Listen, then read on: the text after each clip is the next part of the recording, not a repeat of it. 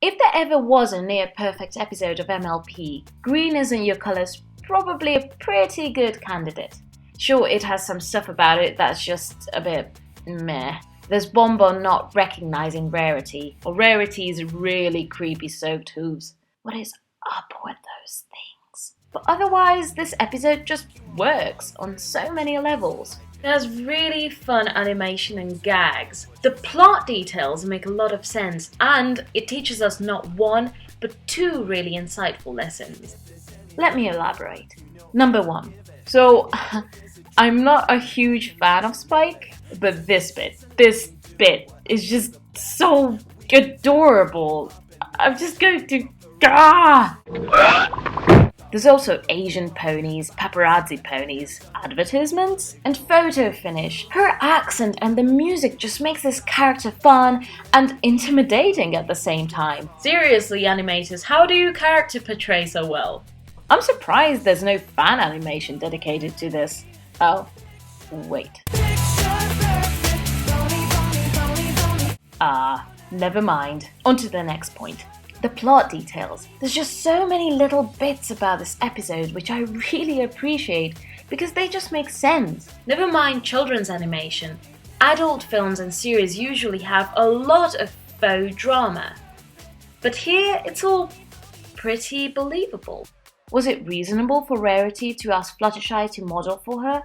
Well, yes. Fluttershy may be pretty shy, but apart from Rarity herself, she's probably the best candidate for grace, elegance, and beauty. We've seen that Twilight can be less than graceful. Modeling is definitely not Rainbow Dash's thing, and as much as I love Applejack, it's not really her elegance we appreciate her for. So Fluttershy does seem to be a good choice. The complication also makes sense. For one thing, it's understandable that Photo Finish did not want Rarity's dresses after she's seen Fluttershy wearing them, because as sweet as Fluttershy is, the dresses with all that glitter and modern edges simply did not suit her. The pieces might have caught Photo Finish's eye on Rarity, but on Fluttershy, they were out of context. And indeed, how friggin' adorable is Fluttershy in these dresses? I am not a huge fan of our shy yellow-pink friend, but I have to admit that I was pretty much melting at how sweet and pretty she looked in these shots. You can't really blame Photo Finish for wanting her to shine all over Equestria. I also like the complication, because it seems to fit with Rarity and Fluttershy's character.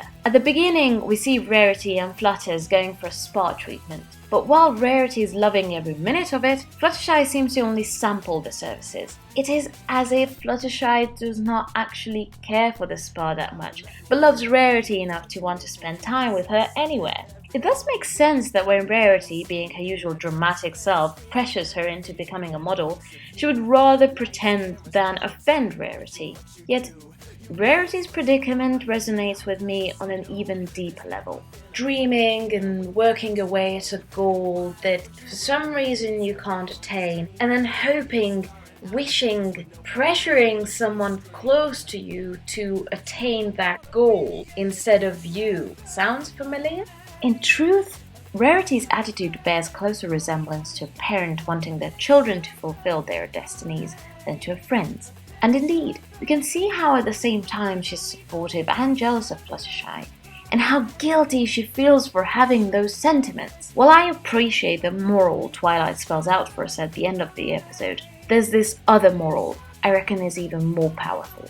The Brony community is full of young, well-educated individuals, but how many of us are here purely because we wanted to be? When I was younger, I really wanted to be an actress, but I was put under a lot of pressure to study hard and get a proper degree. Now, of course it is easy to say that I have been pressured into working at a desk instead of living the dream. My degree will keep me warm at night. I'm living someone else's dream. But that's actually hardly fair. This episode demonstrates pretty well that the misunderstanding isn't solely Rarity's fault, nor is it Fluttershy's. They are both responsible for their own destinies. Rarity, as any parent, had to learn not to force her own ideas of a successful and happy life onto others, and Fluttershy also had to realize that if it's not your dream, speak up and just openly admit that destiny is not your thing. Which is not to say that you shouldn't take your parents' advice. Personally, for me, it worked out. I don't really regret not having gone into acting.